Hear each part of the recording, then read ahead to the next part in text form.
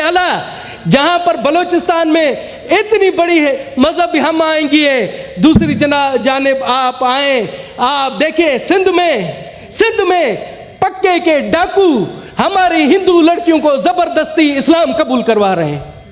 جناب پکے کے ڈاکو، کچے کے ڈاکو تو لوگوں کو اغوا کرتے ہیں، پکے کے ڈاکو ہماری لڑکیوں کو زبردستی اغوا کر کے، حالانکہ آئین پاکستان ہمیں اجازت دیتا ہے کہ کوئی کسی کو زبردستی مذہب نہیں کیا تبدیل کرے۔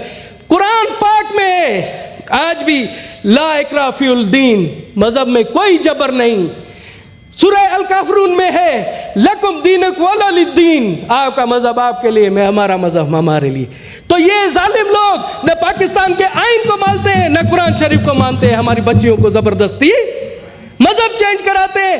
سندھ کی دھرتی صوفیوں کی دھرتی ہے، سندھ کی دھرتی سچل سرمست کی دھرتی ہے، سندھ کی دھرتی شاہ عبداللطیف بٹائی کی دھرتی ہے، سندھ کی دھرتی شہباز قلندر کی دھرتی ہے۔ انہوں نے صوفیاء کرام نے عملی طور پر دکھایا، ان کے جو خاص نائبین تھے وہ ہندو تھے، اور انہوں نے کہا کہ دیکھیں جی ہمارے ہوتے ہوئے ہم نے کبھی کسی پر زور زبردستی نہیں کی۔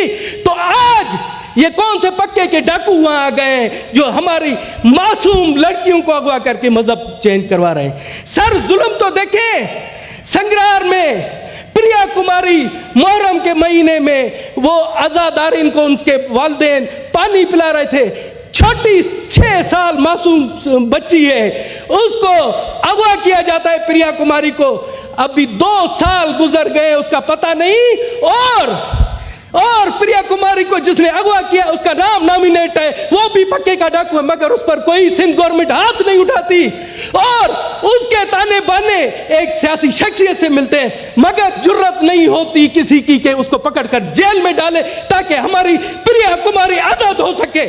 ہماری پوری دنیا میں بدنامی ہو رہی ہے اور ہم آنکھیں بند کر کے بیٹھے ہوئے ہیں۔ سر کبوتر کی طرح یہ آنکھیں بند نہیں کی جائے، اور پورے ملک کو بدنام ہو رہا ہے، تو اس چند جو گندے انڈے ان کی وجہ سے ملک بدنام ہو رہا ہے۔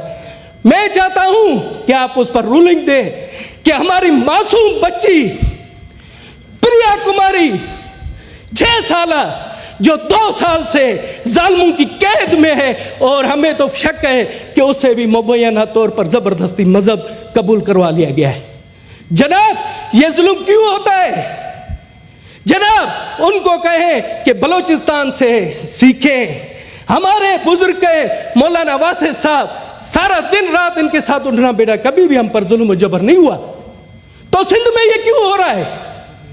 جناب پاکستان کا آئین مقدس ہے، وہ ہمیں اجازت دیتا ہے، پاکستان کا آئین دیتا ہے کہ یہاں پر جتنے مذاہب کے لوگ ہیں ان کو اپنی تبلیغ کا حق حاصل ہے، مگر ہم وہ حق ابھی استعمال نہیں کرتے۔ ہم نے کسی پر تبلیغ نہیں کی، غیر مسلموں نے، ہم نہیں کرتے۔